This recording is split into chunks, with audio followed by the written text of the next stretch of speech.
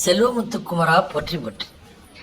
அன்பார்ந்த நேயர்களே, நாம் ராசி பலன்களை தொடர்ந்து பார்த்து கொண்டிருக்கிறோம். அந்த வரிசையில் ஏப்ரல் மாத ராசி பலன்களை பார்க்கலாமா? ஏப்ரல் மாதத்துக்கு மேஷ ராசி அன்பர்களே, பெரும்பாலும் மற்றவர்களிடம் இனிமையாகவும் நாகரிகமாகவும் பேசி பழகுவர் நீங்கள் என்பதால் உங்களிடம் மனமிட்டு பேசக்கூடிய உங்கள் நலம் விரும்பிகள் உங்களை சுற்றி நிறையவே இருப்பார்கள்.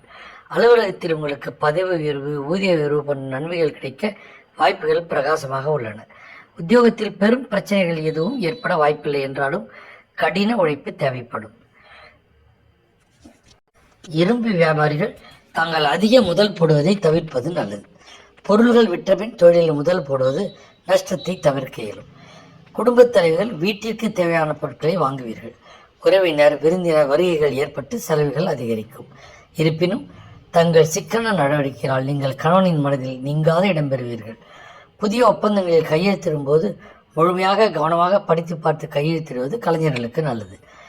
மாணவர்கள் சக மாணவருடன் வம்பு வழக்கில் ஏற்படுத்தி கொள்ளாமல் நட்புணர்வுடன் பழகி வர முயல்வது உங்கள் நற்பெயரை காப்பாற்றிக் கொள்ள உதவும்.